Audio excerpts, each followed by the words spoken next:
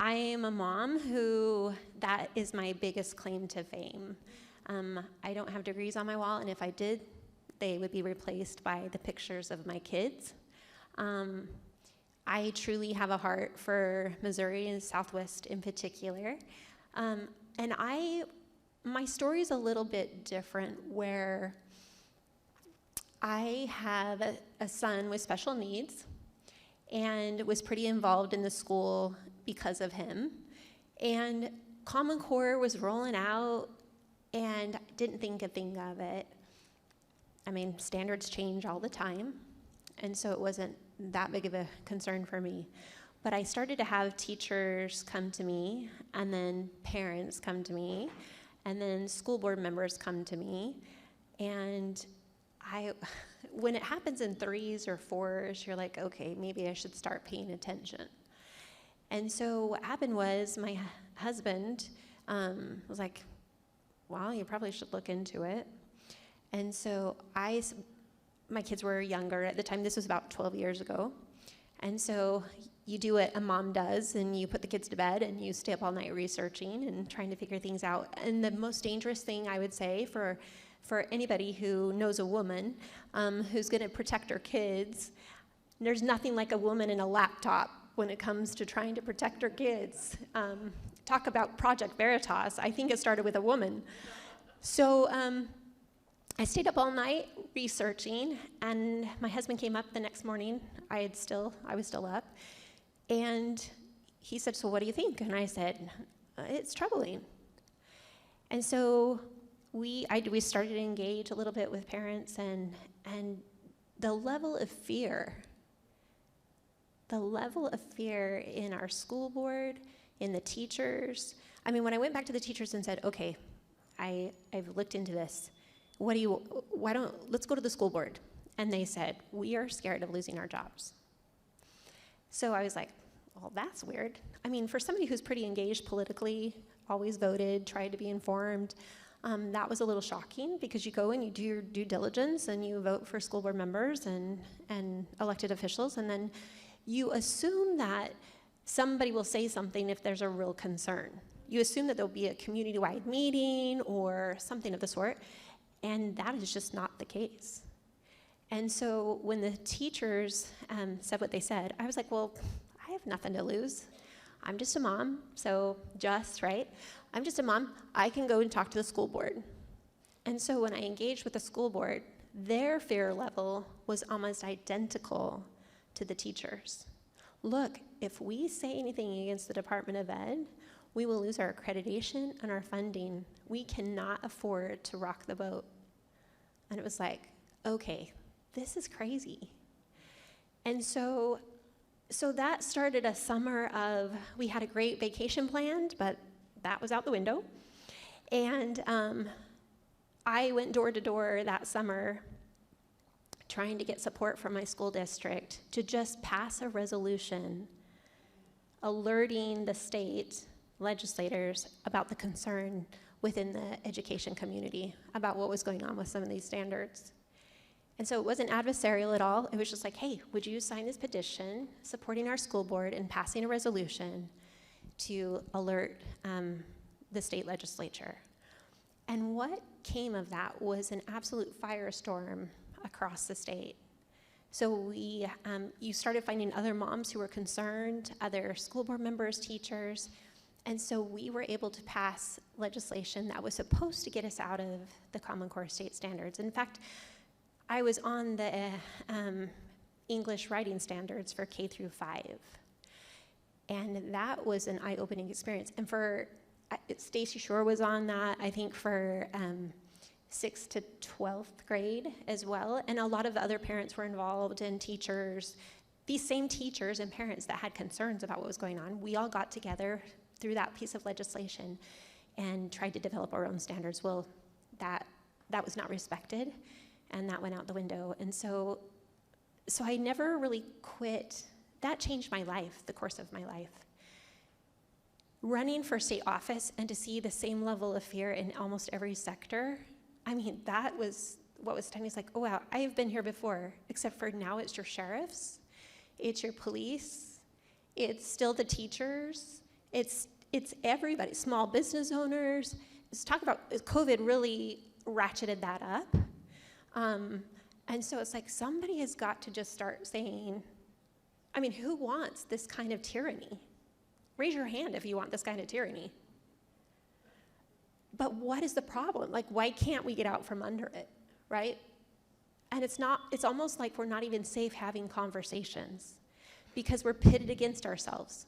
Oh, you're anti-choice, or you don't want to, you want to kill public education, or all of these little talking points that define us. And so I'm here to have a third conversation, one that says that choice should include public educators.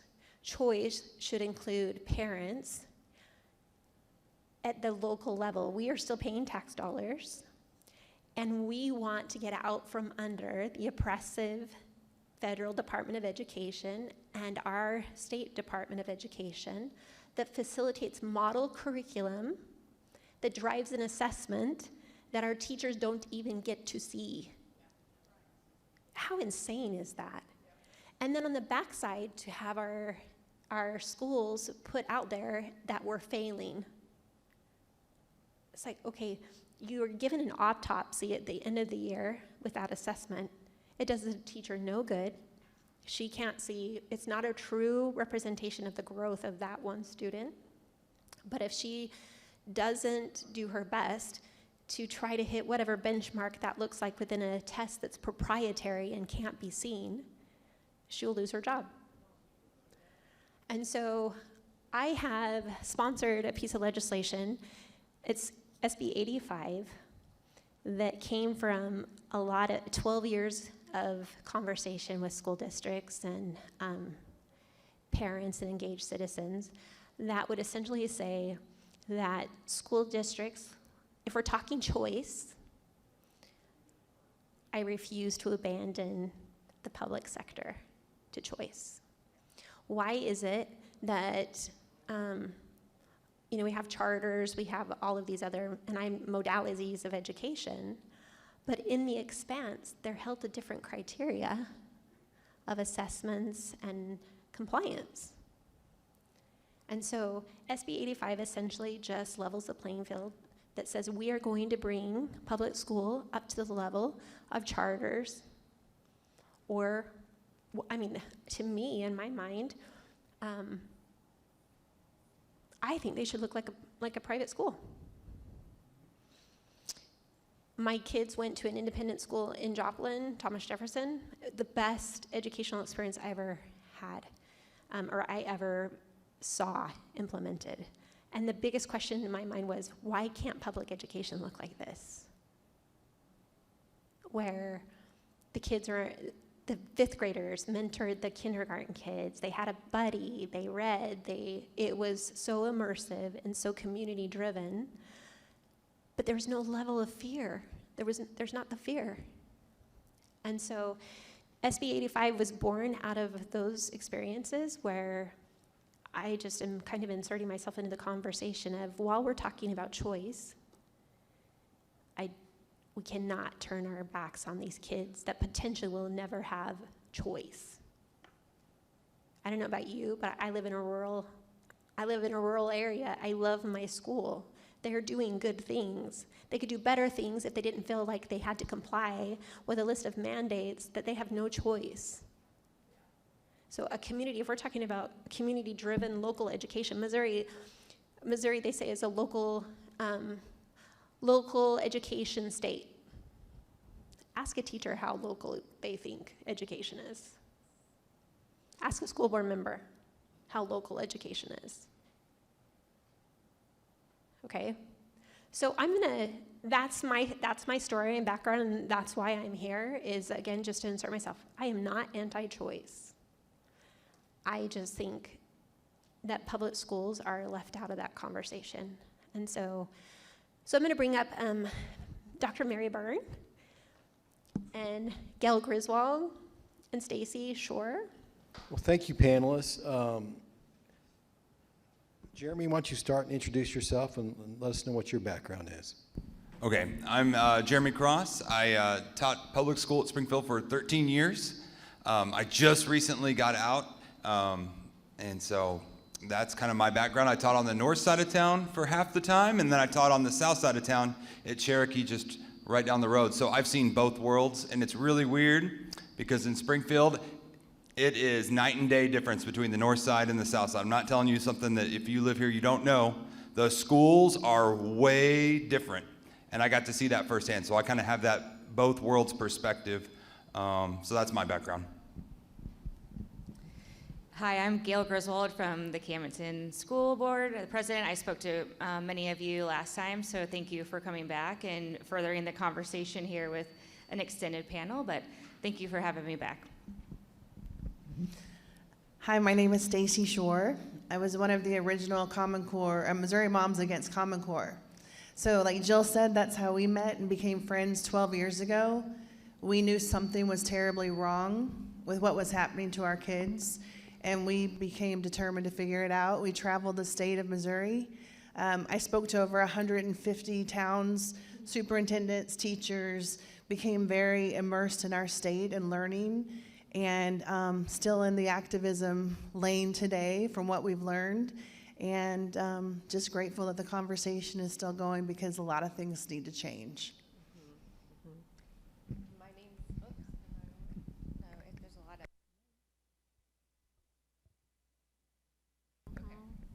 My name's Dr. Mary Byrne, and people ask me what I do. I say I'm a hellraiser. And I left higher ed in 2000 because I found it to be a hostile work environment for people who weren't going to go with the progressive idea of what schooling should be. It's no longer education, and I knew that. And at the time, I had a middle schooler. So I had to make a choice between my kid's future and my job, and I chose my kid. And two things I want you to know about Jill. That summer she's talking about, she and her husband gave up that vacation to rent the school hall so that her community could learn about Common Core, and I was her invited speaker. And she told me this story about her. Hiram at the time was just a little boy, and she was homeschooling her children, reading a story to him about George Washington. And he said, "Mommy, where's George Washington now?" And she said, "We can be George Washington." So here you are, Georgia. And we're so proud of her. So, again, my name's Darren Chappell. I'm the state rep for the 137th. My stepmother was a teacher for Springfield Public Schools. She retired from there. My daughter teaches at Rogersville Public Schools. She's the best kindergarten teacher anywhere. And I taught political science, public administration, and public budgeting and finance at Missouri State. Who manages school choice? DESE, the state treasurer? And what are the qualifications for school choice? Who manages school choice? So like if a legislation is passed, is that the question? Okay. Well, it just depends on the legislation that's passed. So everything that I've seen usually puts it right back into DESE. Even the current ESA board, the ESAs were passed a couple of years ago, and it created an ESA board. And there are certain people that have to be on the board, and one is the treasurer, the DESE commissioner is on the board, and I think office administrator. So we're just reshuffling the chairs on the deck. So you have school choice, which who doesn't want school choice? Who doesn't want parents to be able to do what they want? I mean, that's an easy sell, right? But when you actually are crafting the legislation that actually goes into effect, and you have to actually implement that, who manage it, where the money goes, it's right back to the same people. So I think that was your question. Gail made a very good point. And the handout that I have shared with you is a graphic that was created by a woman named Anita Hodge in Pennsylvania. And in the 1980s, she had children in the public school system and figured out that the statewide assessments in Pennsylvania included items that were actually assessing their psychological makeup and their values, attitudes, and mindsets. Okay, so we have been here before. The point is, she sued the state. Basically, they settled, and what happened was Pennsylvania was told that they had to no longer have these types of items in the assessments. Now think of what's happening now. We have statewide assessments. The charters have to also give those assessments. So what does that mean about the content that has to be taught if they're going to do well on those assessments? Do you understand what I'm saying? It's the shuffling of the chairs on the deck. Furthermore, it's the same State Board of Education that gives oversight to the public schools and to the charters. Who's holding the state board accountable for the mismanagement, the lack of stewardship of the tax dollars in the public schools? And I'll tell you what's going on. They're taking federal funds, which have conditions tied to them that are the conditions developed by the elitists who have Washington, D.C. captured. I can show you in the federal law all the stuff, including the increase of charters, money for the increase of charters in states, but look at the graphic and see what you're getting. You're bypassing representative government. Charter schools, unless they're run by parents, have private boards that are selected by the hedge funds or the private funders that are behind those boards. They have to have, they have to meet the requirements of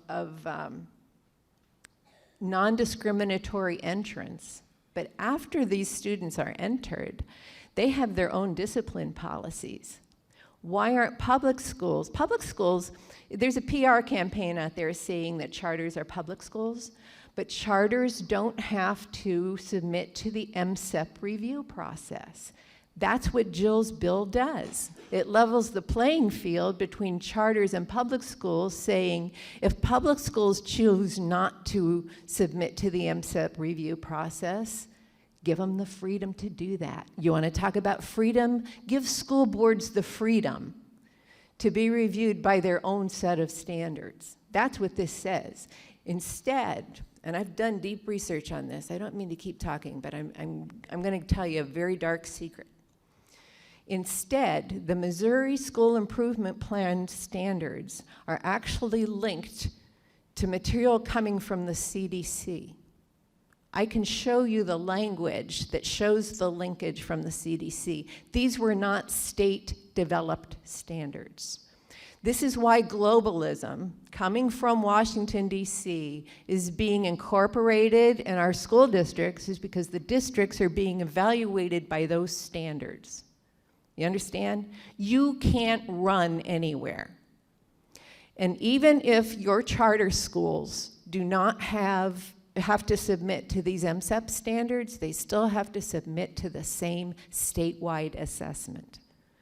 So if we can't see what's on those assessments, and we know there's a history of putting psychosocial babble on those items, then who says the charter school students aren't going to be exposed to the same stuff that you're trying to run from in the public schools?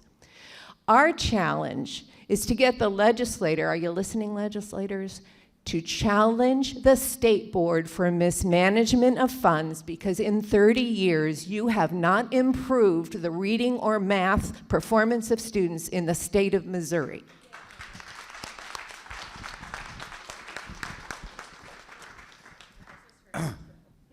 Yeah, don't get me started. I think we're officially past that.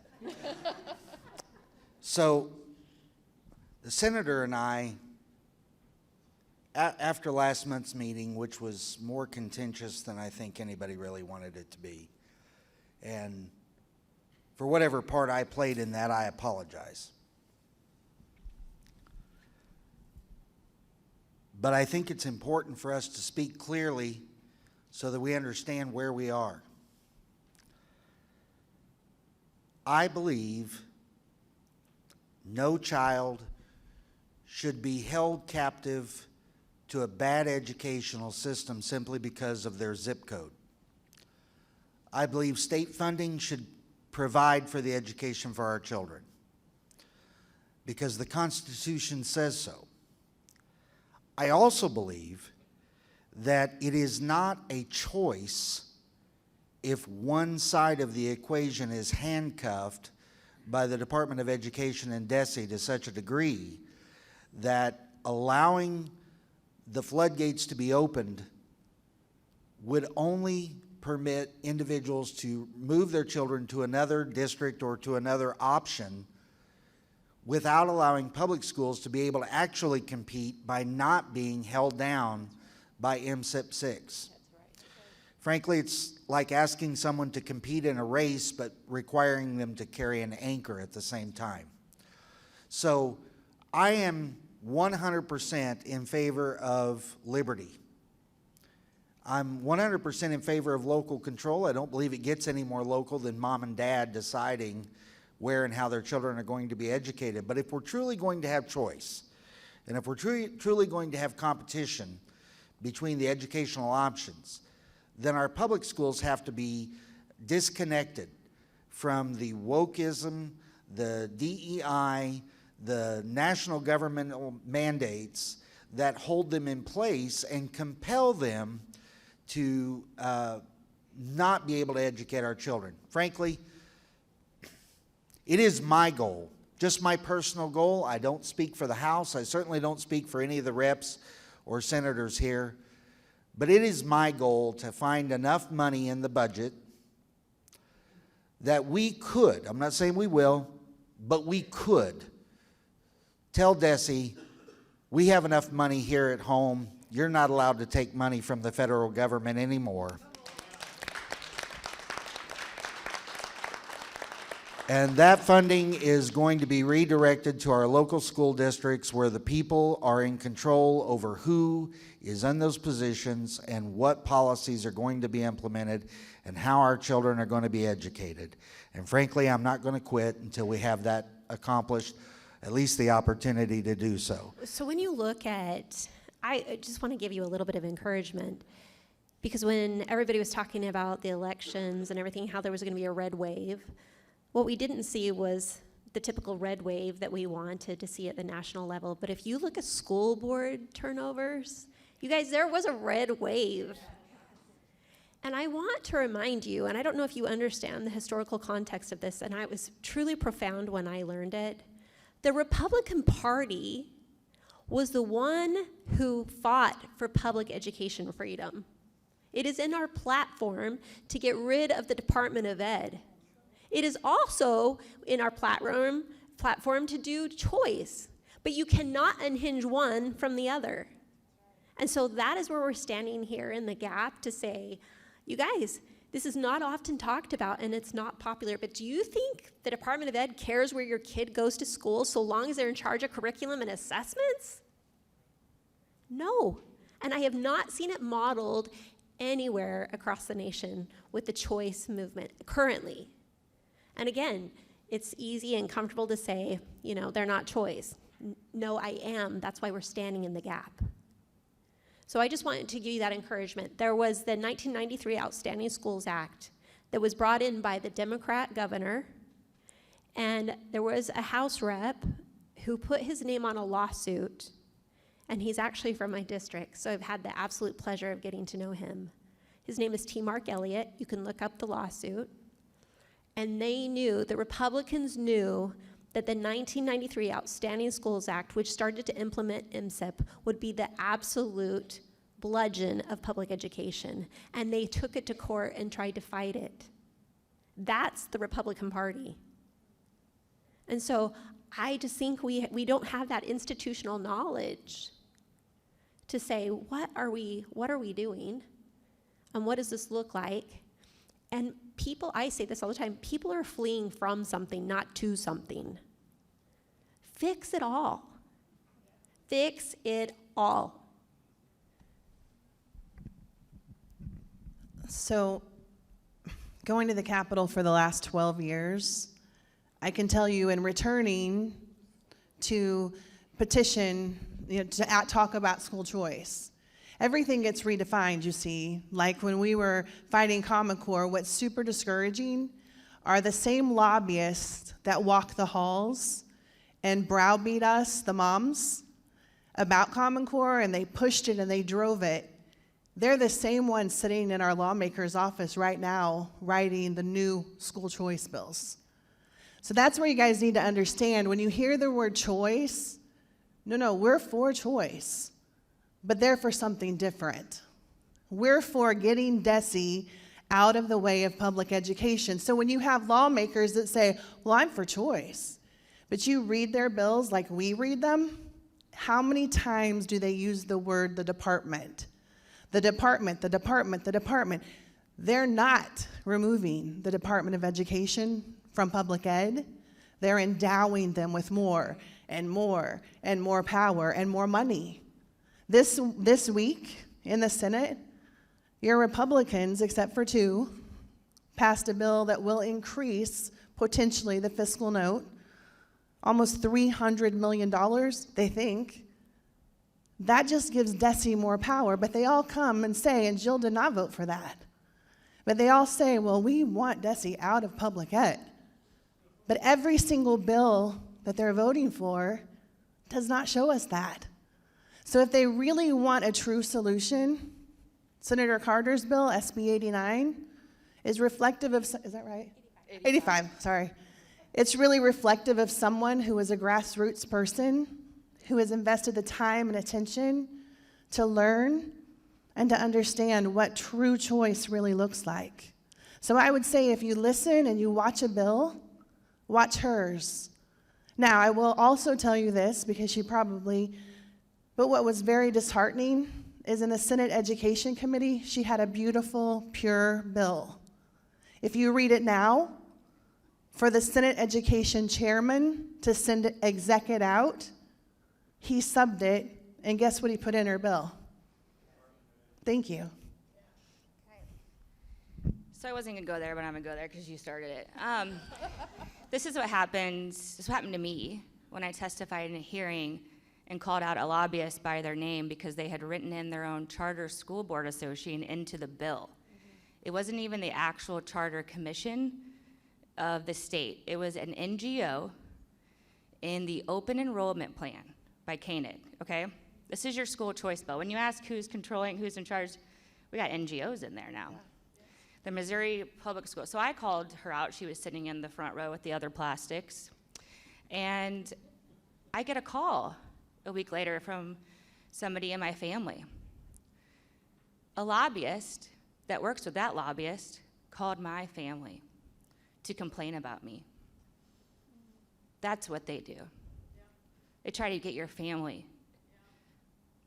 I'm just gonna leave it at this. So they can, yeah, you know how I feel about that.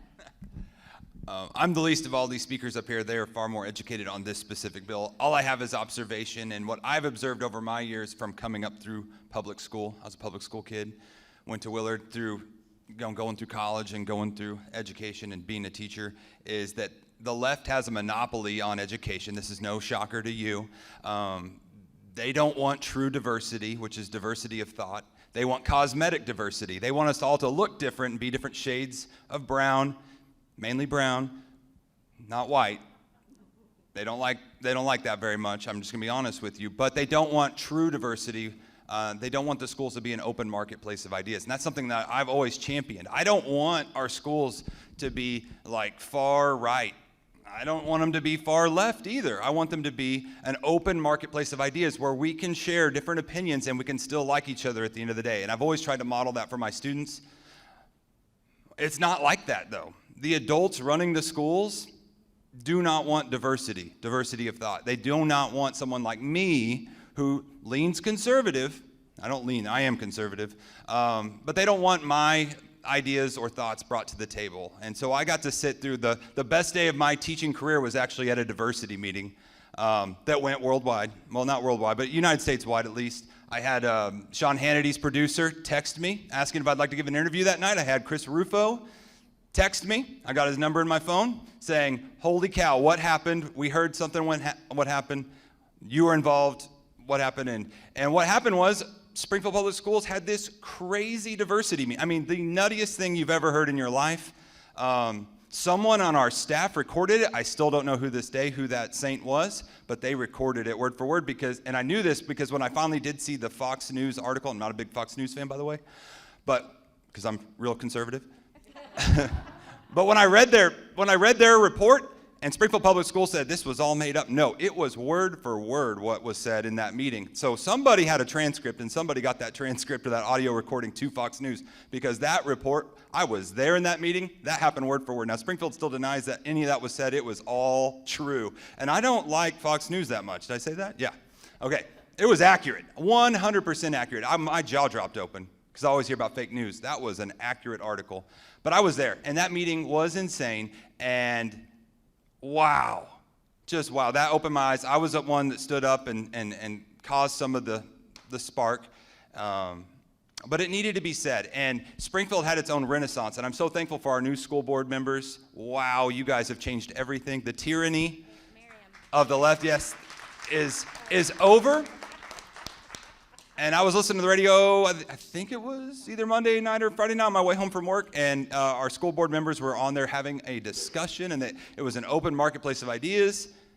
It's not, it just, team sanity is starting to come back. And so I am thankful, I'm hopeful, and I'm thankful for all you guys that are here that care about our students. That's the number one goal as a teacher, is our students and what they're learning. And they are getting indoctrinated, and they're not getting taught how to think critically or how to think for themselves and form their own opinions and then still like each other at the end of the day. All they're modeled by as adults is arguing and fighting and bickering over ideas instead of, hey, and I always tell them, I have a friend that's far left, and I love him. He's the head wrestling coach at Glendale. His name's Bud. We are good friends. We feel 100% polar opposite on political issues, but I still love him dearly at the end of the day. We should be able to place in America where we can have different opinions and it's okay. I don't want him silenced.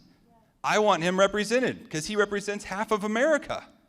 And I represent the other half. And I hope he doesn't want me silenced. But that's what I got in Springfield Public Schools. I was told to sit down and shut up and not share my opinions. I couldn't bring my ideas to the table. And I think that's changing. So I'm thankful and I'm hopeful for you guys. And we just need to pour out in our community these new ideas and in some of the bureaucracy and these people are trying to cut out. So I thank you guys as well for trying to cut some of these tapes that have held us back for so long. I just want to emphasize what he's saying about the local school board effect. If you get rid of representative government, what you're going to do is regionalize whatever system of private school is being funded by a particular funder, right? And if they take federal dollars, now you've got the direct pipeline and oversight from the federal Washington, D.C. Department of Ed, and you've undercut yourself as the voter who can control that board. Now, I will tell you that you have business as I don't want to exactly say villain, but the influencer in both sites. You have the corporations controlling the lobbying in Washington, D.C. on those federal bills, but you also have business considering itself to be a bigger stakeholder than the parents in your local elections. It is up to you to vet the candidates. It's up to you to find out their true motives. Personally, my first vote goes to the ones with kids in the schools. Personally, I think they have the closest insight into what's coming home in those backpacks, okay? But that's local control, and you will give that up if you don't appreciate what representative government means, and then make yourself responsible for the activity it takes to vet the candidates and make sure they're representing you and not someone else who thinks they're the bigger stakeholder. So I asked this years ago, and it's not changed. It's handy to be able to have a budget, be able to go downstairs at the Capitol and ask the budget director questions about education. But 10 years ago, I asked the question, how much does our state get in federal dollars for education? And they said 7 to 8%. And the big question I've always asked, how much does it cost our state to implement 90% of the mandates that come into education for the 7 to 8% of the funds? And then what we see illustrated across the country, there is an appetite that's growing. Thomas Massey this week proposed legislation to get rid of the Department of Ed. Tennessee has basically told the Department of Ed to go pound sand. Other states are starting to wake up to the fact that our kids have been held hostage for 7 to 8% of federal funds. And they're starting to talk about doing things different. It's not a new concept. It's just we haven't been promoting it or talking about it. Will smaller schools be harmed in any way if SB 85 passes? Do they risk losing funding or having the state increase demands on them? So that's a really great question. So initially, and it's great to have Senator Curtis Trent here. He sits on the Education Committee in the Senate. Initially, my proposed legislation was just for 75% of, if you were a school district that received 75% of your funds locally, then it would just apply to those districts.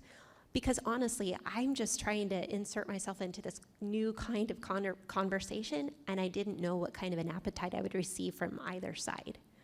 So I just figured, if you're 75% locally funded, why are we perpetuating all of these mandates on school districts that have 75% locally funded investments?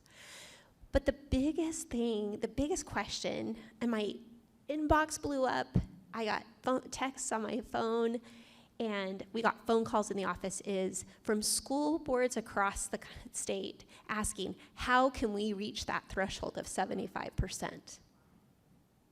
I was like, okay.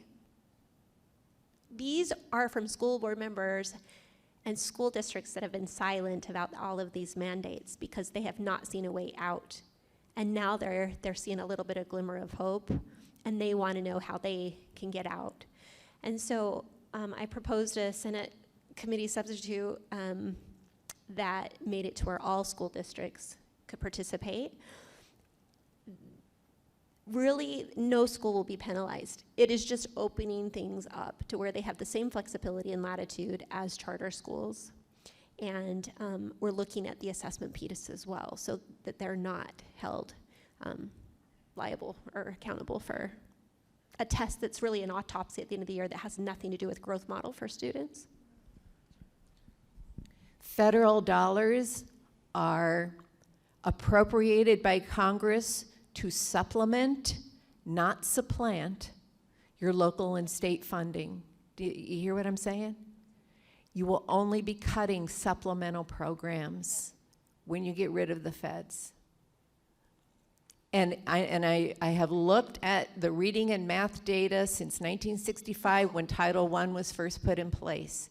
You have no improvement in math and reading nationally since 1965. What are we doing? You know what? Nobody is holding the federal government accountable with data-driven decisions. I think MSIP, the only expertise I have, I rely on my daughter, and she said, Daddy, I can't teach these kindergartners how to read because I'm having to teach this garbage. I can't do what I'm supposed to be doing because I have all these standards I have to meet that have nothing to do with getting ready for the first grade. So if we can just bring it under control, I'm not trying to keep DESE around, but we got to unhook them from the federal government first before we can fully control them. Let me tell you something. And that's where I'm starting.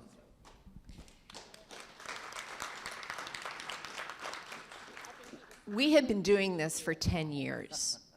And about 3 years ago, I went up, the education committee in the House had a hearing and wanted to know what the goals of different organizations were for that year.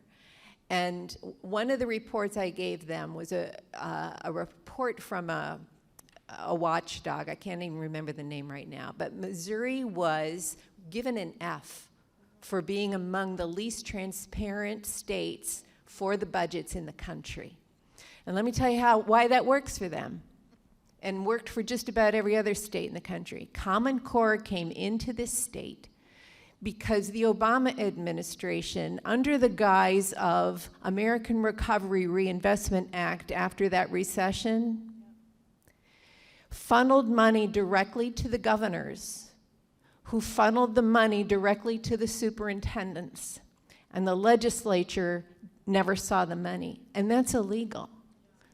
All money is supposed to come through the books so that the legislature appropriates that money. But Common Core came in because the governor, and I'm not just blaming Democrat governors, although this does, I would say with higher frequency, come from the Democrat side. But trust me, no Republicans repealed this. Okay? So they're culpable in my book. But millions of dollars came into your districts because the governor promised that we would adopt a common set of standards in the Race to the Top application, and we never got the Race to the Top money. Okay? It's just on a promise. And that's why they don't want you to know what's in the books, because it works for them. All right? And the elitists don't want it to be transparent. So I will just tell you, there are some states that have a system called Open Checkbook. Greene County has that system where you know where every revenue dollar is coming in and you know what it's spent on. And that's your right as a citizen. But if you have bureaucrats hiding from the legislatures what's really going on in their budgets, then it's time to get rid of the bureaucrats. So just real quick, what was astounding to me this year was when we go into Jefferson City and we say, okay, here's how DESE works. They draft the standards, but some of us sat on the standard writing committee. That's not what happened. That's right. If I could write a book about that, it would horrify every single one of you. How DESE strong arms, and they get what they want no matter what. So they drive the standards that dictate the test, and what comes in between are the curriculum. But now we're in a digital universe where you've got Facebook wanting a cut of everything, and Amazon has curriculum, and all these huge vendors have this curriculum that they're wanting to roll out because this is low-hanging fruit, the real estate tax dollars, right? So they write the standards that drive the test, that inform the curriculum. But the problem with the tests, like Mary said and Jill said, they're proprietary. That means there's a contract, so you can never see them. But these tests are what all your lobbyists come into the Capitol and say, well, your school district's failing, look at the score. That one score of a test that nobody can ever see, it evaluates the student, it evaluates the teacher, it determines your accreditation and your funding, but nobody ever sees what's on the test. Now, does that seem right to anybody in this audience? But now bring in social emotional learning. Social emotional learning, and if you don't know what adaptive testing is, you need to understand it. Adaptive testing means, like when we were kids, most of us, you'd sit down at a piece of paper and pencil and we'd color in the blocks, right? You just fill in the little circles. Now, all the kids sit down at their device, and your kid gets asked a question. Well, we don't know what the question is. We have guesses. But now everything's based on a social emotional aptitude, okay? What is a social emotional aptitude? Well, we would love to know, but we can't see the test. Not a superintendent, not a teacher, not a parent. But now we're doing all this social emotional learning. If you think it's not true, just go to DESE and look it up. Everybody's talking about it. So the biggest thing in education right now is social emotional learning, which is CRT. That's where it comes in. It's the gateway for CRT. So everyone's like, well, we got to get rid of CRT. It's not a book. It's embedded in your digital learning. So the issue becomes they sit down at a computer and they take a test. Your son or daughter will answer one way. Well, they get to move on. But your son or daughter, that's not the desired output. So they get the same question another way until they answer in the desired way. So we don't know. The thing that we keep demanding and asking for, DESE, show us the test. How can our teachers, my husband's a football coach in a public high school, and like he says, if I couldn't watch film after we lost a game and see where we needed to improve, if somebody said, sorry, coach, you can't watch that film, how do I tell my kids how to improve? How do we know how to improve? That's what we're doing to our teachers. But worse than that, here's the worst part. The accreditation that Mary talks about, MSIP, the Missouri School Improvement Program, guess who writes all those rules? The same Department of Ed that writes the standards, that drives the curriculum, that has the tests we can't see, and then they have an accreditation model that determines how well they're doing. They can change their cut scores without you even knowing it, so they look better than they really are. Oh, you can say that.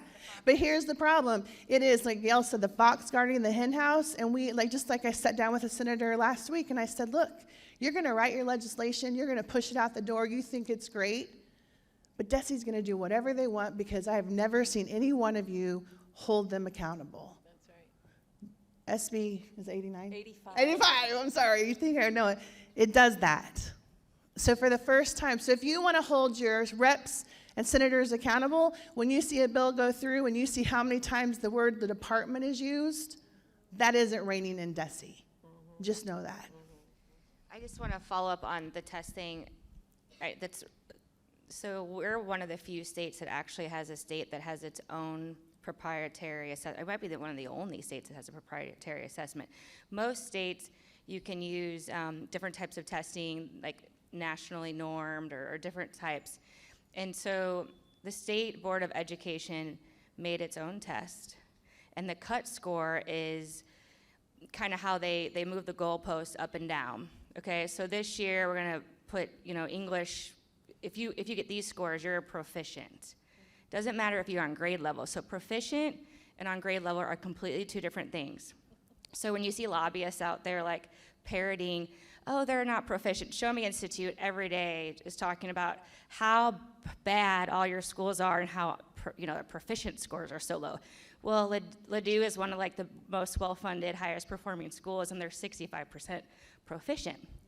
And trust me, they're doing probably fine academically there, depending on all the other stuff we probably talk about left and right. But anyway, so what I'm saying is they're moving the goalpost. Yeah. They are creating this arbitrary score, and you don't actually get the school. Raise your hand if you're a school board member and you have your cut score from last year. Yeah, we don't even have them yet from the test taken last year. They're embargoed. We can't even see them yet. So we'll probably get them when this year's done, so we're 2 years behind even getting a score, but we can't see the test anyway, so it doesn't really matter, And I will say that I was a little bit wrong when I ran for school board because I was looking at those scores. I thought they were a measurement. And our scores have gone down, they're awful. And the superintendent was like, well, we're doing these other tests, on grade level, that's not a really good thing, and that's a fair statement. And so we have, DESE has the biggest building in Jeff City. It is massive. Is 2,000 employees? 2,000 employees. You're going to see these narratives come across your screen, in the papers, on the radio. I mean, they are flagging it like Mockingbird Media, like I've never seen before. It's kind of comical because it's the same 10 people, but it's just, they're saturating the PR market. Public. A lot of money to do it with. Yeah, and that's for jobs. I don't get paid to do any of this. My husband's like, where are you going again tonight? What are you doing? I got 3 boys and we're busy, but this is important to me. And so it's really hard to poke holes in those narratives. And they're all hiding over at Twitter, patching each other on the back, the lobbyists and the reps. And some people have been poking holes.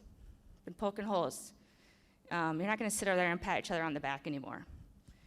So when you get back to holding the state responsible and crafting school choice, and they keep feeding the animal. They're feeding it. They want to increase, I think the open enrollment bill was earmarked at $60 more million. I don't even know. Like they're going to feed the beast. And with the SB4 that just passed, I'll just wrap up with this real quick. They talk a big game like, oh, the liberals and the Democrats, and we're really getting at them. Well, Andrew Koenig standing on the floor talking about the concessions that he gave to the Democrats, gave them a new fiscal note, and how many Democrats voted for that? None. 0. So who do you think's really running the show at the Capitol? Jill, was you going to give us a little update on that SB4 and why you voted no? I mean, Or just an update. yeah, no, geez, you guys, it's a really hard place to be when you're the education, your whole motivation for the last 12 years is to have transparency in education, parents' rights, all of this, and have to vote no against something. It's a really difficult position to be in. There were concerns about the legislation that were echoed by a lot of the other senators. We had met off the floor, and this isn't fault finding at all. This is just how it happened. I don't think that anybody is trying to be nefarious. But when you get the bill and it hits your desk 15 minutes before you're supposed to vote on it, I had a meeting in my office with the bill sponsor and the floor leader, which I really appreciate. I think they're doing she's doing a great job. And I said, okay, how am I supposed to vote for this when I haven't even read it? There was no fiscal note attached to it at the time. So when that hit the floor and we were poring over it because it had expanded from I think 13 pages to 30-something pages by the time the other bill landed. So I was poring over that feverishly and having dialogue, like, am I wrong on this? Help me understand.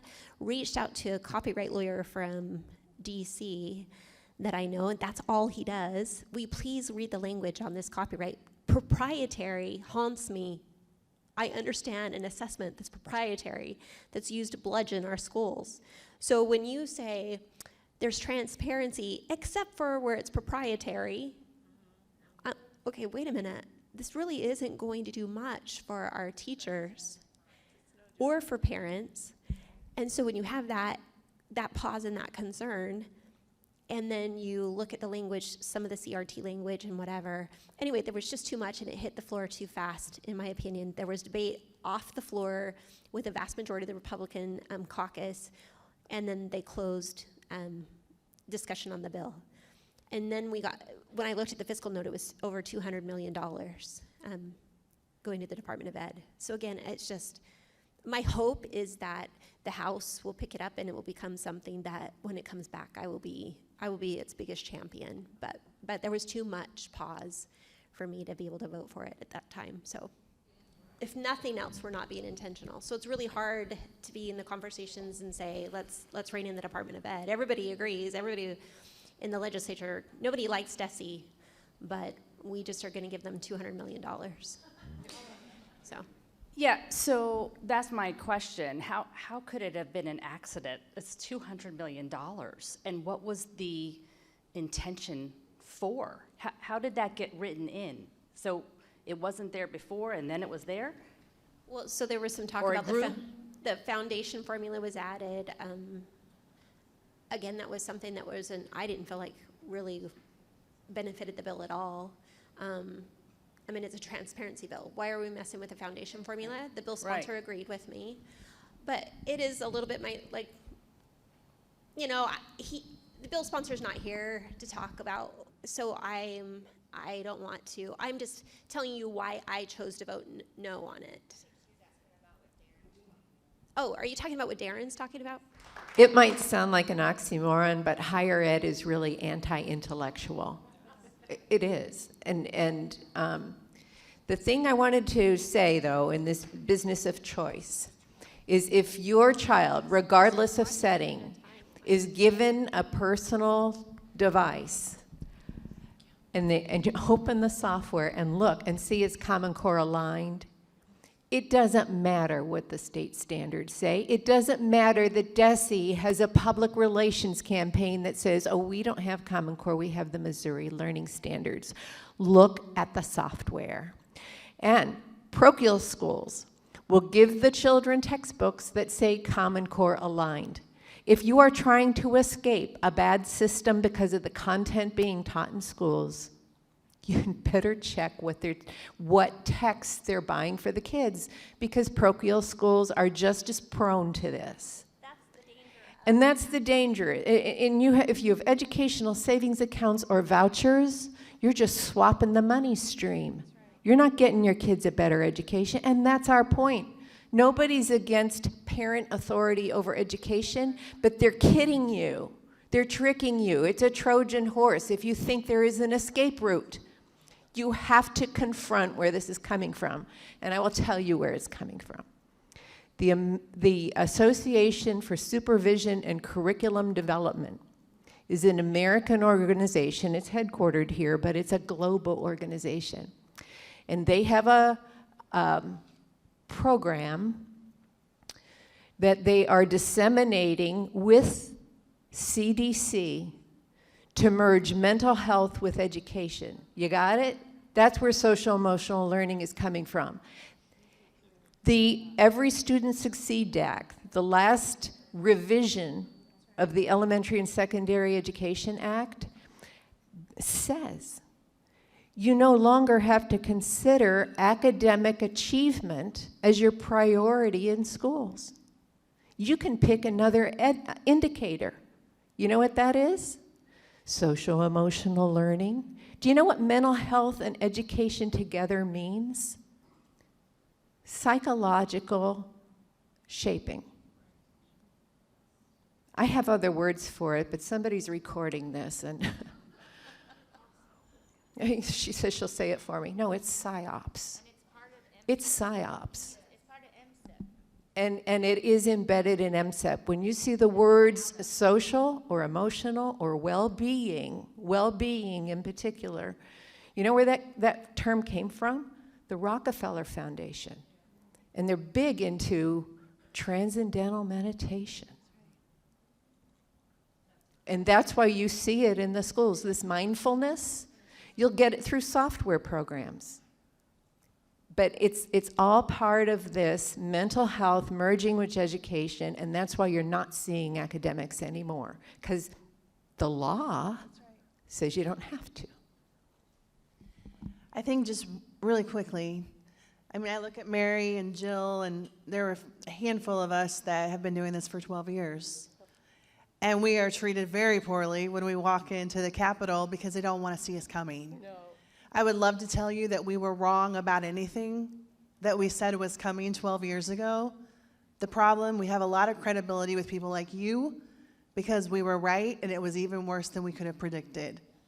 So I just think that it's so important that the grassroots, you can still find us at Missouri Moms Against Common Core on Facebook. We still give updates there. We still teach. None of us get paid for this. No. Not one thin dime. Who are our biggest opponents? The lobbyists. The lobbyists. And they make a lot of money pushing their new version of choice. There's a way to really look again at the things that are coming out of your legislature to see if your senators and your representatives are really listening to the people. We are starting a circuit of traveling again and talking to the people and educating the people again. The fact is, DESE is the common cancer. They get to write the rules, write the tests, dictate the curriculum, and then they get to do all the accreditation. Do you guys see a problem with that? And then your legislature continues to give the department. Like one bill, SB 4, I just counted like 37 times they referenced the department in one bill. What happened with SB 4 this week, for those of us that were watching it, when you take a bill and you sub it on the floor and you add 20 pages and give them 15 minutes to figure out what those extra 20 pages say, I asked a lobbyist that lobbies with the Democrats, and I like him, be honest. Did you know the fiscal note was coming? And he goes, yeah, they all knew, except for the Republicans. So the issue just becomes, it was not in the language of any of the 3 bills that were merged. The fiscal note wasn't in any of those 3 bills because we were watching all 3 bills intently. We have a problem. Are they listening to the lobbyists, or are they listening to the people? That's where I say with Senator Carter and Senator Moon, they're going to take a lot of licks because they didn't vote for the transparency and parents' right bill because they brand it one way. It says something totally different. Don't be fooled. Because you guys can tell 2 people who will tell 2 people who will tell 2 people. Do that. Because the law of exponentials will win if we're not silent. What can people do to get involved and help support your bill and help stop the bad things that are happening in Jeff City? So essentially the bill, it was voted out of the Education Committee. Thank you, Curtis Trent, again, Senator Curtis Trent was a part of that. I appreciate that. It needs to be called out of the committee, so the pro tem has to request that legislation out of the committee. And we're having conversations about the bill right now to ease concerns about it. So yeah, just anything to support. Just call, the pro tem's office right now is kind of where we're at. And there should be more dialogue. It's a healthy conversation, but it's one that needs to be had. And so I welcome and invite you to be a part of that as we move forward. And again, we had a great conversation in the pro tem's office 2 days ago with some of the choice people. I mean, it was really interesting to have the stakeholders, the lobbyist stakeholders all at the same table. And there was a complete fracture between the public school people and the charter schools. I mean, that you could have, there was a line of demarcation where they sat. But we need to have a better conversation. It's not them versus us or us versus them. It is, if we're really wanting choice, then we need to figure this out. And I don't think it's a divisive conversation at all. So I thank you. Did I understand, or did I hear that the bill has already changed dramatically from what you originally proposed and wrote the bill as? And so it's just a shadow of what was intended or originally written? It has changed. I have copies of it. You can take it here. Those changes are in negotiation. And let me just tell you, there is fear everywhere.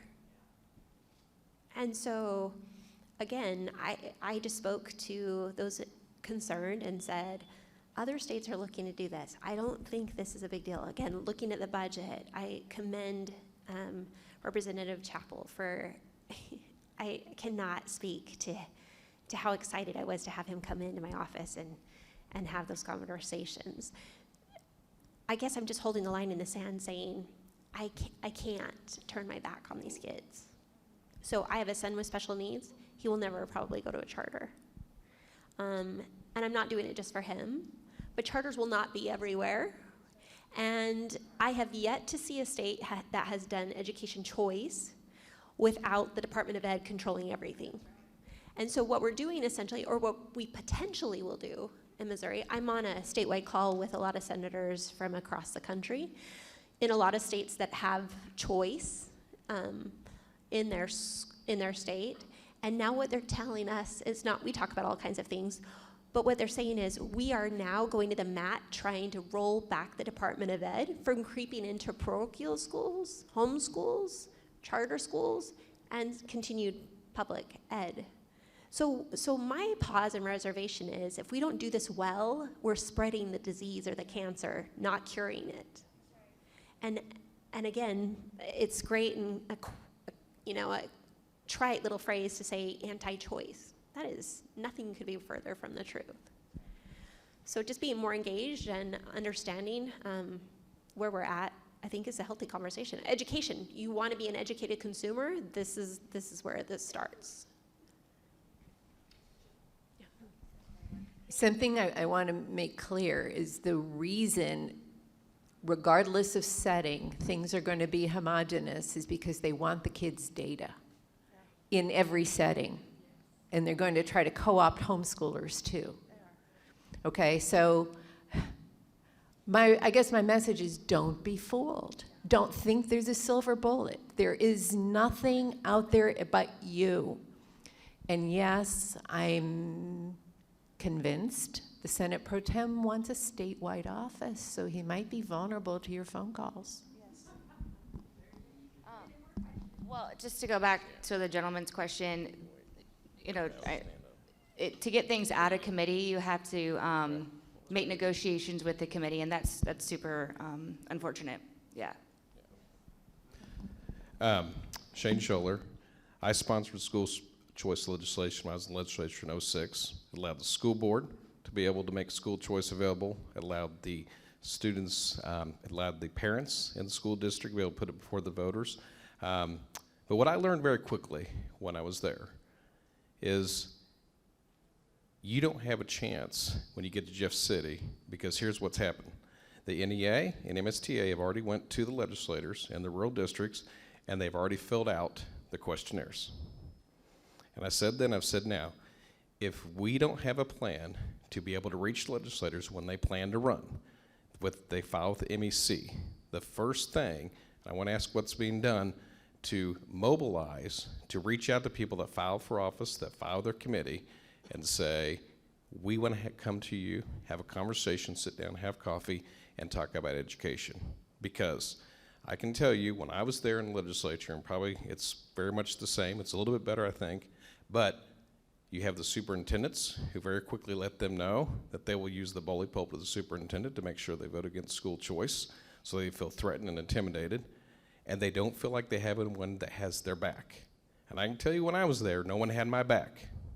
It was a very isolated position. And so if you're going to be able to do this, in my opinion, what are you going to do to mobilize to let them know from the get-go that they're going to have the support when they get there? Because I think strategically, we've already lost when they're elected if we haven't reached them before they were elected to office. Can I just speak to that just for a second? Here's what's so intriguing. When I was doing the Common Core fight, it was my superintendent who was the biggest pushback. Because they funnel the Department of Ed, you know, these associations basically make sure that if he gets fired from my school district, he's got somewhere else to go, right? So your superintendents, typically, that was the run-of-the-mill. Here's what's so intriguing that's been fleshed out with this legislation. Most superintendents know they're in trouble. Most teachers know they're in trouble. To have, this has been a bipartisan, super awkward. The people that have been adversarial to me for 12 years are now like, we have been begging for this ourselves from the Department of Ed for 10 years. 10 years internally, right? So they were a little protective. It was a turf war. You are spot on. But the tone and the tenor is changed. They realize they're losing teachers. They don't want to they don't want to be in the education system either. And they know that if they don't speak up and draw attention to what's actually happening to them now in public, in a more public setting, that it will be to their demise. And so it's been a really kind of surreal experience to have superintendents calling again and school board members to say, okay, how do we do this? Because we're losing good teachers, we don't even want to be in the education system. It's imploding on them. No. No.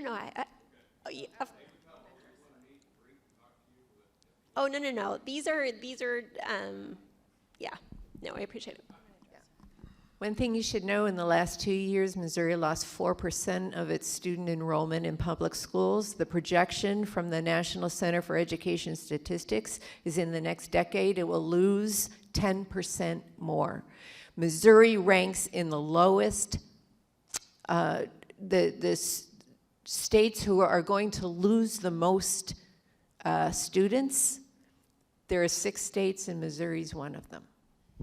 And I just want to address, a lot of times people are like, the boogeyman is the NEA and the MSTA. There are boogeymans, all right, in the Capitol in Jefferson City, But when you understand how the lobbyists roll out the red carpet and they go to caucuses and all the lobbyists are sponsors, it isn't just the NEA and the MSTA. Like I said, the one thing that's probably the most horrifying to me, as somebody who has been in the Capitol for the last 10 years, truly, my own dime, my own time, because it's my heart and I believe in freedom and liberty. And like Jill said, the least of these will still get left behind. All power is being centralized to DESE, but the lobbyists, all of them, the ones that drove Common Core, pushed Common Core, were in your office probably when you were there. Now they're the ones that are writing the school choice legislation. So again, it isn't just the NEA and the MSTA. It's a whole new war now. So just so you know that. You're talking about prepping candidates and getting to them, right?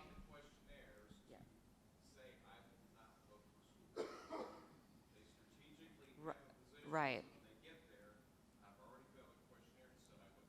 Right. And that's happening on the other side too. That's happening on the other side.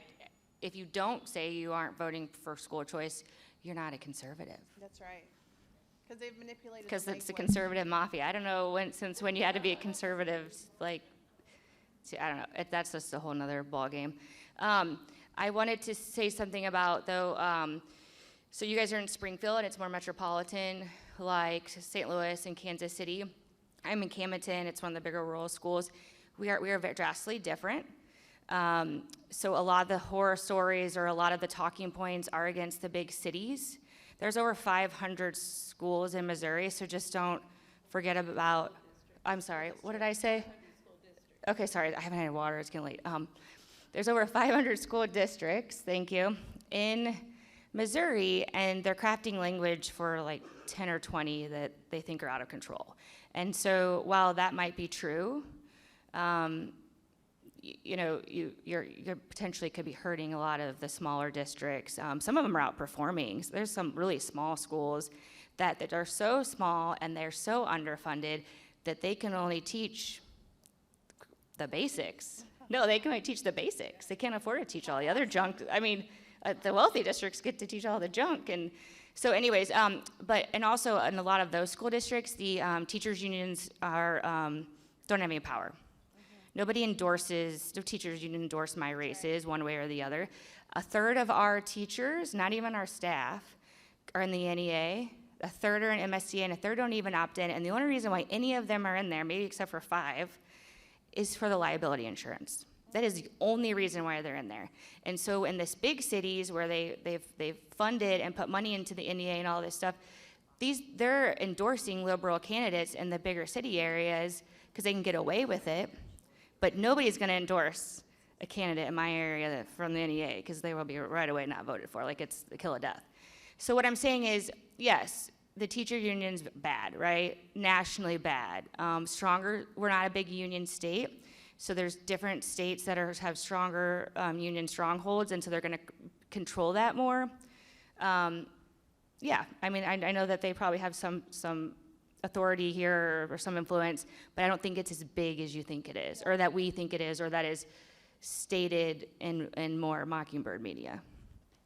This may be a very naive question. I'm a teacher, a public school teacher, for 7 years in Springfield at Glendale High School, and now I teach college.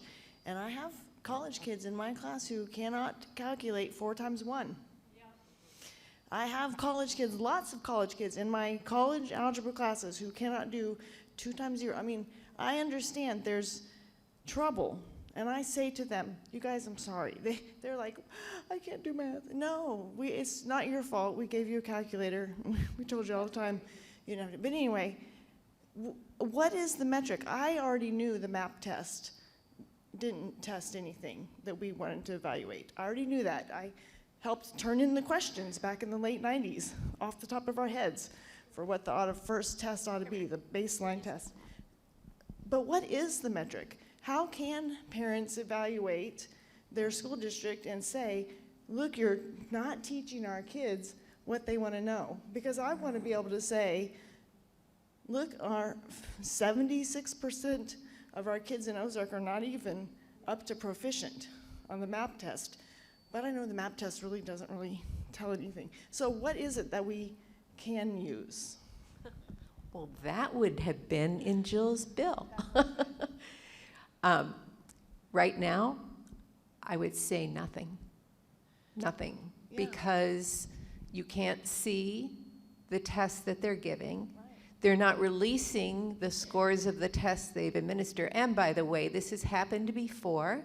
It's within the power of the State Commissioner of Education to release those. She's mandated by statute to release them in a timely manner. The last time this happened, I wrote a letter to the state auditor and to the Attorney General reminding them of the statute. To release the test questions? Pardon? To release the what? No, to release the scores from 11 the map. months later. Yep. And there's a little story about that too. In the state budget, DESE was prohibited from spending any expenditure on Common Core, but those were Common Core aligned tests. They had just contracted with McGraw-Hill to develop Common Core aligned tests, despite the fact that the bill said no. Are you hearing me? The bureaucrats don't care about the law. Okay? So what happened is there's two versions of one test, and because you're supposed to have reliability between these two sets of tests, which are supposed to test the same thing. McGraw-Hill administered what was the easier. It wasn't supposed to be easier. They're supposed to be equivalent. They didn't know it wasn't equivalent. All right, so they administered the easier test first. No, the harder test first, then the easier test the second year. And what happened? Oh my gosh, scores skyrocketed. And then the third year came, and it goes back to the first version of the test, and scores plummeted. And that's when the commissioner said, we're not going to release these items. And I said, oh yes, you are. And that's when I wrote the state auditor. And I knew at the time, because I could go into what was called the Technical Advisory Committee to the state board. You know what happened after I wrote that report? They closed off public access to that data. Yeah. So I know. But my point is nothing. You're going to have to do your own classroom assessments and do your pre-test and your post-test as a teacher to show that to the parents, because what's happening is they're assessing the kids on the software that's administered in the computers. And what you just described in saying we gave them a calculator, think about it, folks. It's transhumanism. They have made the computer merge with your child so their brains can't function without it. And they've been doing it for a decade or more. So now we have a generation of kids That's true. who don't have any skills outside of this merger with the computer, because we were sold a bill of goods. It was a great PR campaign. We are preparing our kids for the technological age. That's bogus. Yeah, It's bogus. I agree. And there are different assessments that schools will do in addition to the MAP test. They have the NWA and some different marching. It's still on the computer, but it does show like growth from the beginning of the year to the middle fourth. I haven't dug into it enough, but I would assume it's better than MAP. Are those publicly available? Yes. Yeah, your school can use that their own. It's still a computer format. My kids are no tech, so they don't take those, and they have to use paper and pencil and real one-on-one assessment. But in most schools are probably using a benchmarking, and the NEA and MASA have been asking the state to change that for years. I think that's why they're kind of finally turning on DESE for the first time, is because they haven't been listening to them. And since people that aren't potentially in their camp are pushing that as well, I think that's why you're going to see a little bit more more bipartisan to get away from that assessment model. But that's just the first thing that it is a big thing because it really drives a lot. And just real quick, this is a super interesting thing that not a lot of people understand. You have the University of Missouri coming into our school districts and giving grant money. They're giving grant money so schools have to teach a certain way to teach math and a certain way to teach reading. They're called, in a lot of cases, immense grants, but they're researching your children and the teachers, but your kids are learning nothing. When my son was a freshman, he came home and he said, Mom, they're teaching us algebra, but they won't teach us. They said we have to teach ourselves in a group of 4. I said, that can't be right. He goes, Mom, it's right. Long story short, I called the counselor. She goes, that can't be right. She went to the teacher. It was right. We had just gotten a grant, but that grant money from higher ed dictated what was being taught in our classrooms, and it's not teaching at all. Your teacher's hands are tied. She's sitting at the desk crying. And the problem is our kids aren't being taught. But this is something that DESE encourages and allows, in school districts, unfortunately, with all that money floating around, they're still starved for money. So they need those grants. So we've really sacrificed our children, for the grant money with the strings attached. But the human research element, what you guys need to realize is that the data, we had a military guy, I think Jill and I were together 10 years ago, and he told us that we were evolving into an age where data was the new oil. And we're like, what does that mean? That was 10 years ago. The new currency. So every single keystroke, it can be sold 1,000 times to 1,000 individuals. And how many keystrokes are your kids hitting every single day? They are being monetized. We've begged for help. Mary had an incredible bill. Curtis Trent had an incredible bill. We could get no traction. The lobby in Jefferson City is huge, and our children are being sold like slaves. But the lobbyist is from DESE. DESE has in its budget money to pay a lobbyist to work against us. Where does a department, that should be the first thing cut. The bureaucrats should be reading the laws passed by the legislature who represent we the people. They shouldn't be going in there and for its own agenda. And we're paying for it. This is nuts, folks. First, I just want to thank the panel for being here. I think it's a really awesome conversation.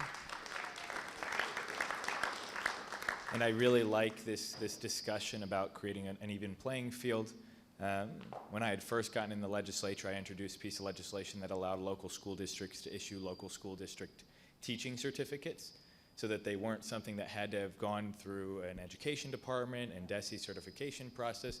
So evening the playing field in a regulatory way, I think, is vitally important. And you talk also about evening the playing field in a financial way. There really are two conversations that have to be had when we're talking about education reform. I'm wondering, as we're talking about one enemy, DESE, if we're also forgetting about many other enemies, because we are genuinely surrounded. I mean, and you talk about NEA and MSTA and MASA and MSBA, I mean, down the line. And NEA maybe doesn't want to put their name out there, and they won't, because you're correct, they've sort of been soiled in one sense. In another sense, they don't lack power, they don't lack influence, and they're able to express that influence in other ways. And that education establishment is completely uninterested, I've learned in 2 short years, in any sort of meaningful reform. In district, out of district, traditional ed choice, ed reform in this way, in that way. And I can't tell you how many times I've run into this brick wall of introducing a piece of legislation or an idea that I thought, oh, surely they'll be behind this. And they go, oh, yeah, that's great. We'd love that. We'd love that. That gives us more autonomy, is what they'll say. But then they get their marching orders eventually, and they turn on our bills eventually. And it never actually comes to fruition. So 2 years ago, when the ESA vote came around, I had an opportunity, in my opinion, to shake the tree, to say, okay, you know what? I introduced this piece of legislation that was focused on the regulatory playing field, not the financial playing field. And you all killed it, the education establishment. It went all the way to the perfection process until in one fell swoop, it all kind of died at once in the floor leader's office. And I thought, well, what recourse do I have but to vote for ESAs now, just to shake some things up? And the other element that I'm learning as I go through this process is that education is a very annoying policy front, and I'll tell you why. A tax policy, you pull a lever and you can see immediate change the next year. In education, anything done in the legislature is only halfway, because you have to have parents who meet you on the other half. They have to meet you in the middle. And engaged parents, I think we all believe, is actually the key to good reform. And I would say the next step is actually teachers. You can have a terrible system and a good teacher. Guess what? You have a great education. And you can have a perfect system and a bad teacher, and guess what? You have a terrible education. And so when I look at education policy, I think through, and this is getting to a question, I'm sorry. I think through how can we empower parents and enable teachers. And then I think you could add thirdly, right, how do we localize decision making? And I love that. And I'm reading through the bill back here, and I see what happened with the substitute, and there's things that I would tweak, and I can't say I fully understand what all is going on in the Senate. I'm a House member. I kind of focus on what's going on there until it gets to us. But what I'm getting to and what I'd like to ask is, there is such a multitude of things to do on both the education regulatory framework piece, but also on the financial piece, and then also on the empowering parents piece. When we do talk about traditional choice programs, whether it's ESAs or otherwise, are we maybe dividing our own sort of caucus? We're surrounded at all sides by all sorts of enemies. Are we dividing amongst ourselves in a way that's going to be damaging? Can we not bring a sort of balance? Can we not I guess I'd want to make sure we're not overcorrecting, that you have sort of this hey, let's create an even playing field financially for parents through something like ESAs, but also create a regulatory playing field through things like abolishing DESE. I don't Why see aren't these we things as talking about mutually lowering taxes? Why do we have to have the government do the money laundering to follow what's happening in a child's education with ESAs? Did you say, why do we talk about lowering Why taxes? don't we talk about lowering taxes? If you had more disposable income, wouldn't you spend it on your child?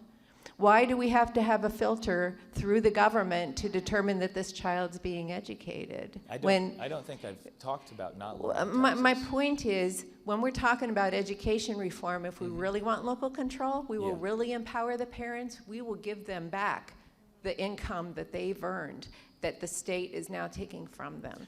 And the other thing I want to say is leadership is from the top. The National Governors Association works hand in hand with the Council of Chief State School Officers, hand in hand. Both those organizations are co-owners of the Common Core state standards. The policies given to every governor in this country come through the National Governors Association. DESE is in the executive branch under the supervision of the governor.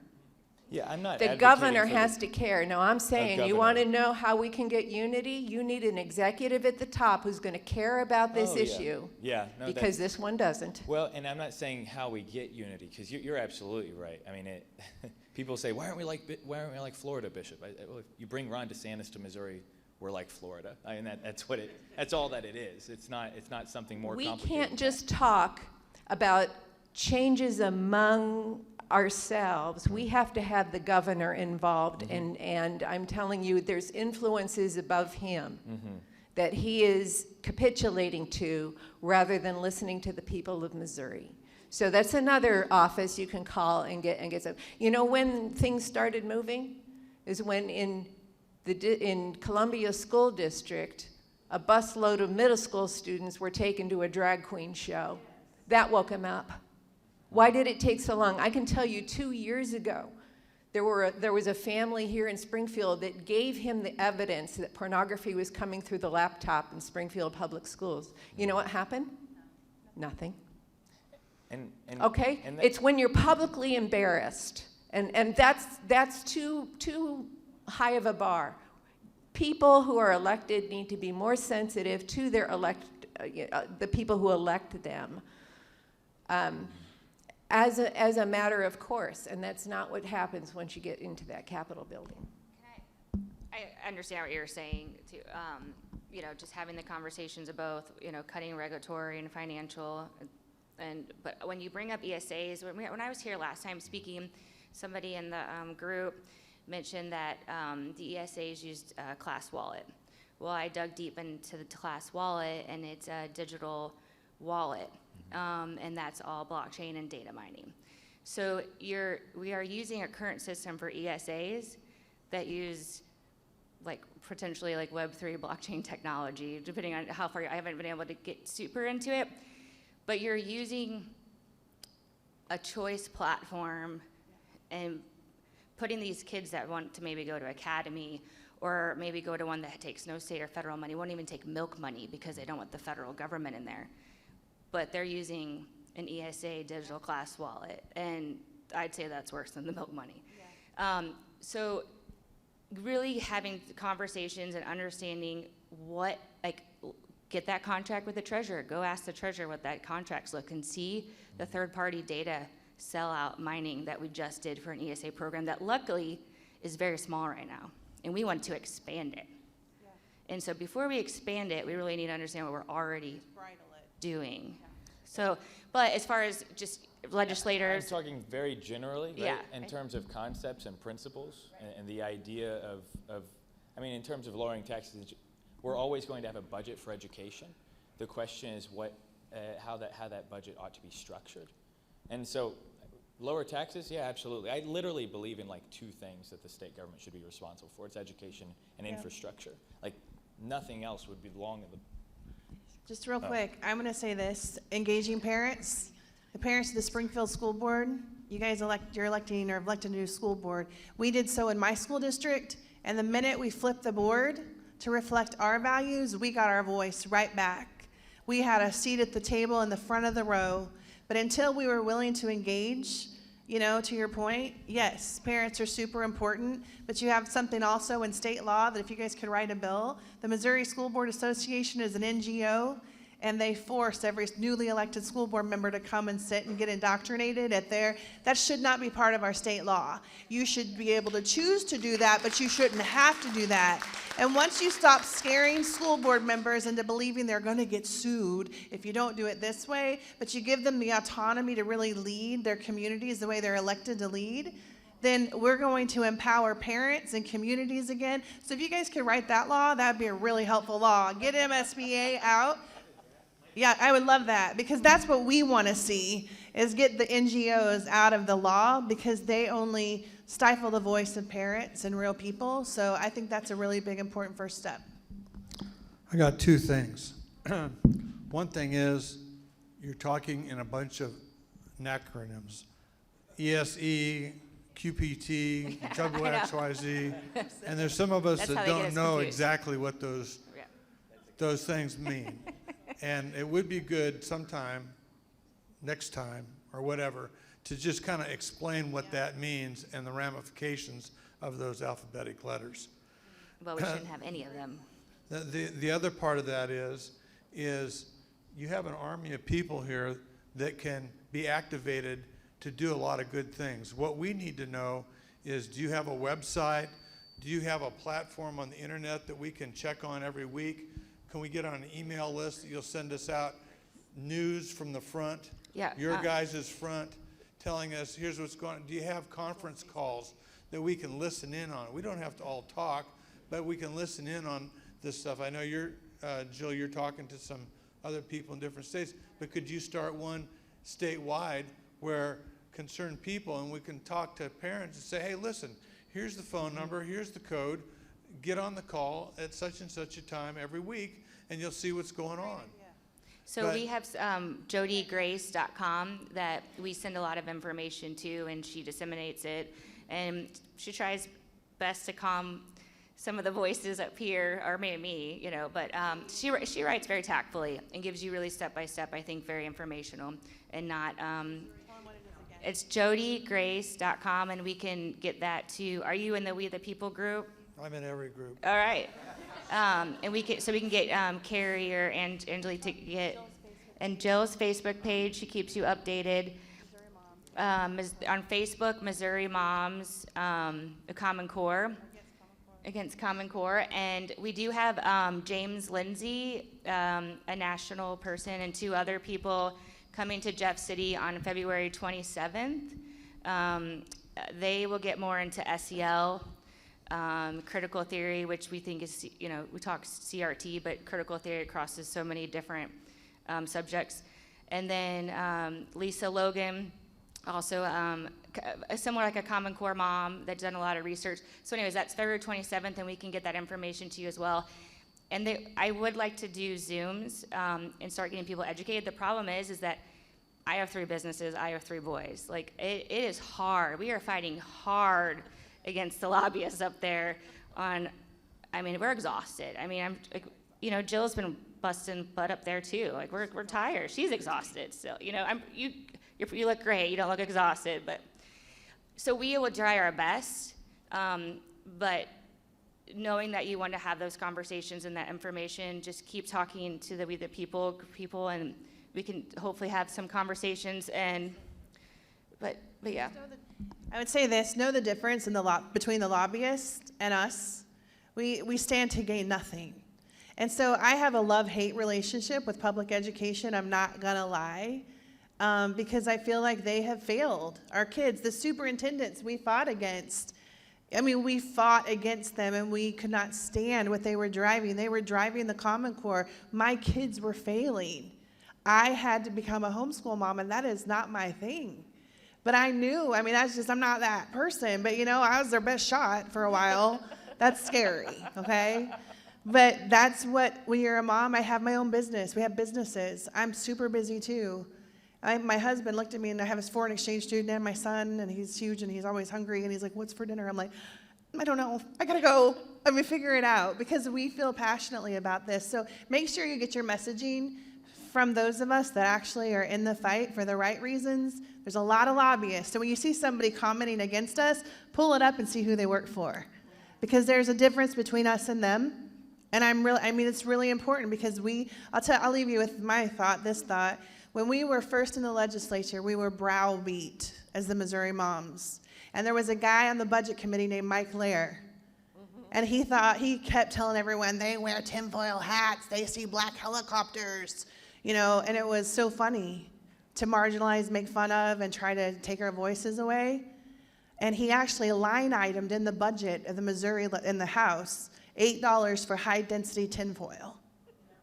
10 years later, who was right? We were. And we're still here. We're still here. And I was reading a book written in 2013 warning us of all the Common Core stuff, and I wasn't part of that fight. I'm a little bit, 3 years into this, but I was reading the book that this gentleman wrote, and he was pro-choice. He has a couple classical charters. But when he talks about the Common Core, it is everything we're doing right now. You hear college and career readiness, workforce, okay? Everything coming from the governor that says workforce, run as far away as you can. I have one of the biggest tech schools at my district. But education is not workforce training. Maybe 9th through 12th, we have great welding classes and we do whatever. But everything that the Common Core was a part of, and what you'd miss is that Margie Van Dieven, the DESE commissioner, is now the president-elect of, what is it called? Council for Chiefs State Officer. That's CCSO, sorry for more of those letters. But that is the national group that lobbied for Common Core. And our DESE commissioner now is the president-elect. She's moving up in rank. She did a really good job bringing that Common Core the last 10 years. They're rebranding it now. Yeah, they're rebranding it. Anyways, we could keep going, so I really appreciate your time. Every single legislator in this room, past and present, I know them all. Some of them for decades. If it were just up to us, we could get amazing things done. There are 163 members of the House, there are 34 members of the Senate, and they can filibuster.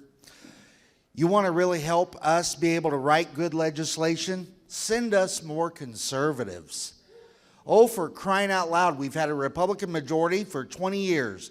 We've never had a conservative majority, not one time. So we need to be able to come together, work together. The senator and I, we sat down. In 10 minutes, we realized we're on the same side. There is no reason for us to be fighting. Not that we ever were, but all of us. There's no reason. If we come together, they can't stop us. That's all there is to it.